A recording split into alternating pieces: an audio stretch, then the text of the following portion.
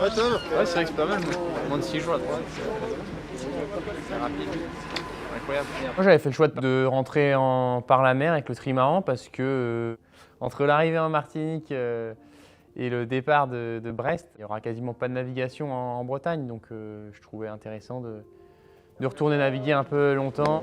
Bravo déjà d'avoir ramené ton bateau. C'est assez inédit de pouvoir enchaîner 2 courses comme ça et puis 6 semaines plus tard de se préparer pour une course qui a jusqu'à présent jamais été faite, un tour du monde en solitaire sur ces bateaux. La priorité c'est de faire un check général du bateau. Regarde le bras, il est tordu là. Non, il est beau. Je crois bien avec Quand le bateau est revenu, on a découvert une avarie structurelle majeure sur le bras tribord qui peut potentiellement nous empêcher de prendre le départ. C'est sûr que c'est quelque chose qu'on n'avait pas prévu, on sait que ça peut arriver. Il y a des aléas qu'on ne maîtrise pas encore trop. Aujourd'hui, la philosophie, c'est de mettre toute notre énergie pour être au départ.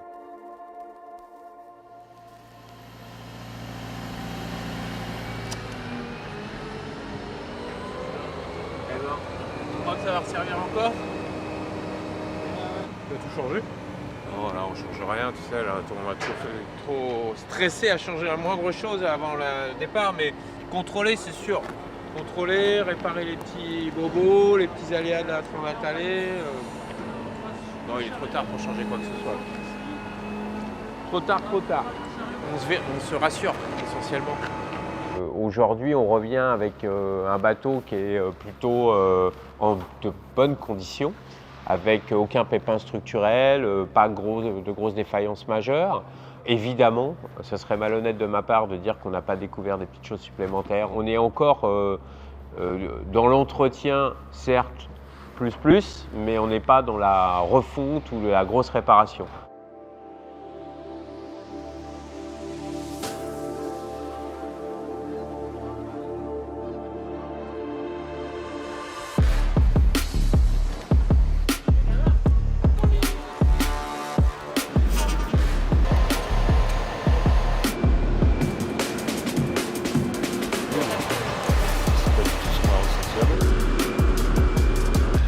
Par contre, les deux sont abîmés.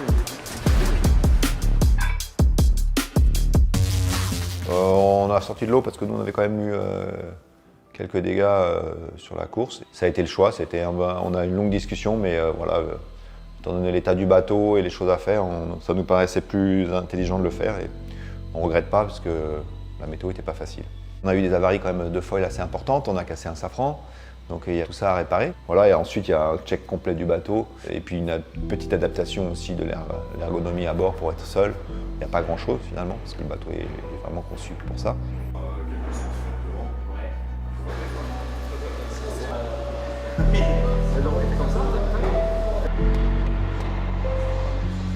On va pas dire qu'on manque de temps, on va pas dire que c'est la course, on va dire que c'est maîtrisé et dense. Mais quand on regarde en fait où sont nos petits copains sur les pontons, on se dit bon, on n'est pas si en retard que ça. Sur la Tronade Jacques Vabre, en fin de Tronade Jacques Vabre, on a tapé quelque chose de très dur dans l'eau et la dérive a été fortement abîmée. Et sur le combage retour, il y a eu un impact sur le foil, donc on a forcément un peu de carbone à refaire. Et c'était chaud parce qu'on voulait pas aller trop vite parce qu'avec le foil on s'était fixé des limites de vitesse. Et on voulait quand même rester devant le front pour pas éviter de pas empanner ou machin. On touche pas à la performance des bateaux, ça c'est fait depuis longtemps, mais on touche à la robustesse, à la fiabilité du bateau. Il y a des trucs quand même dans le port de Lorient où tu passes sous des bazars là. L'attitude de la mission est assez claire, c'est faire en sorte de mettre le 7 janvier sur la ligne de départ à Brest le meilleur binôme marin-bateau. Choc encore? Parfait, tu peux bloquer comme ça. Et bien en ce moment, c'est un peu la course-poursuite pour préparer le bateau. Précédemment, on essayait de préserver un petit peu Noël. Là, malheureusement, ça va être un peu court. On a une formation sécurité des cross étel avec l'ensemble des skippers. Ensuite, on aura une formation médicale aussi à Port-la-Forêt, donc ça va être important, ça va déjà nous mettre un petit peu en orbite pour la course. Ici, moi j'ai un problème avec la droite et la gauche. Mais alors c'est dessiné dessus. Normalement, tu peux pas te tromper. 1, et 2, et 3, et 4, et 5, et 6, et 7. Je suis pressé. J'ai toujours panne. Armel, Jean il répond plus. Ok. Tu peux appeler quelqu'un? J'appelle. Tom, tu veux venir? On a un problème. L'idée c'est que là il devrait être rentré, tu vas te retrouver comme ça, et là t'appuies et elle va clac, elle va rentrer et sortir. En fait, vous ouvrez, et ensuite, par le simple effet de la pesanteur, vous vous retrouvez avec le liquide qui va prendre la place de l'air. Ouais, c'est pas évident, le garrot. Il est plein d'air. T'es obligé de vous mettre à côté de moi pour. C'est facile de trouver. Essaye de faire avec tes deux doigts là. Encore un peu.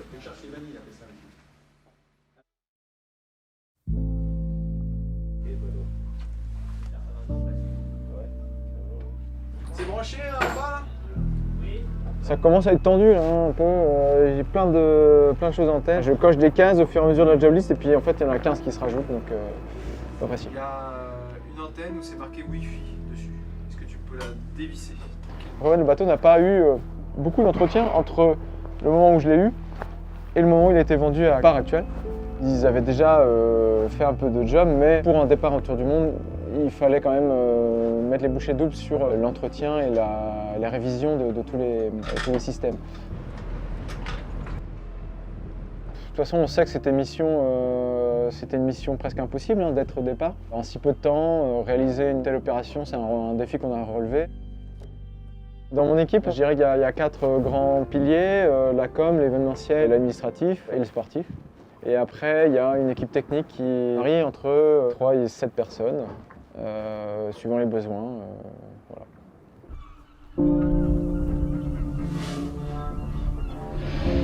L'état de l'esprit de l'équipe aujourd'hui, elle est ambivalente dans le sens où c'est une course contre la montre technique pour réussir à rester dans nos standards de check et contre-check technique et mécanique. Et en fait, on a refait une dérive neuve, complète, dans un temps qui était un peu challenge. La nouvelle, forcément, sur le papier, elle est meilleure, mais ça reste une nouvelle dérive. Elle aura fait 2 ou 3 naves sans doute après Noël, hein. Et puis dans la foulée, convoyage pour Brest, et après le départ pour le tour du monde. Jusqu'à maintenant, tout s'est déroulé parfaitement. L'équipe technique va nous dire, nous on est prêts à changer le plan porteur. Par contre, c'est à Thomas de décider. S'il décide de prendre la nouvelle, il y a un travail de changement de plan porteur. Et s'il décide de garder celle qu'il avait sur la dernière Transat Jacques Vabre, il n'y aura pas ce travail-là à faire pour l'équipe technique. Donc il y a des choix à faire avec l'équipe et ils n'aiment pas faire des choix de cet ordre-là. Donc on a un process, nous, là-dessus. Et là, je me sens très solide aussi avec eux et très bien entouré. Je pense que chaque équipe est assez agile, hein, et on voit que chaque équipe ultime est parfaitement adulte dans le monde des écuries de course au large. On fait partie quand même des équipes bien constituées. Ça, c'est le profil qu'ils ont redessiné là. Et Hugo, il dit que ça joue vraiment sur la perf. Il dit que ça, c'est ce qu'il faut faire, quoi. Sinon, on perd trop en fait. Alors, on fait peut-être partie des plus petites des ultimes. J'ai pas du tout l'impression d'avoir une petite équipe. Bon, on a pris pas mal de renforts, mais aujourd'hui, on est largement plus de 20 à bosser. C'est un peu la ruche. J'ai aucun complexe de taille d'équipe par rapport aux autres. Je trouve qu'on a une équipe qui est certes peut-être plus jeune, mais qui est vraiment super expérimentée. Voilà, on a une sorte d'autonomie qui est hyper intéressante et qui n'est pas négligeable dans toutes nos réparations. On part sur du solitaire, donc l'engagement physique va être encore plus intense que sur la Jacques Vabre. On va faire une 15, donc une 15 de chaque côté, 30 secondes de récup et on repartira sur.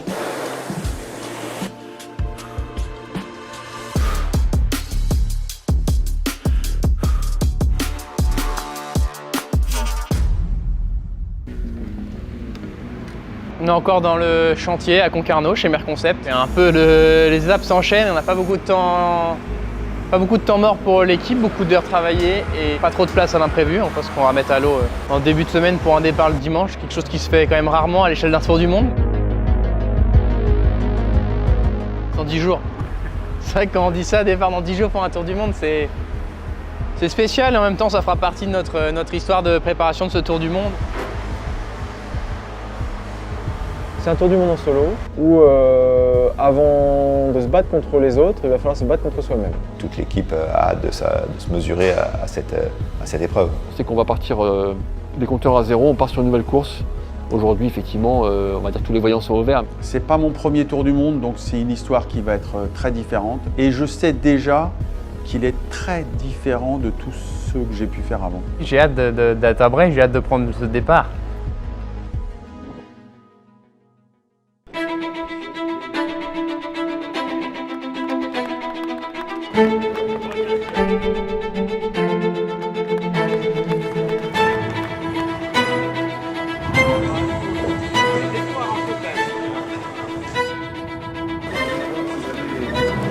On est content surtout d'être là.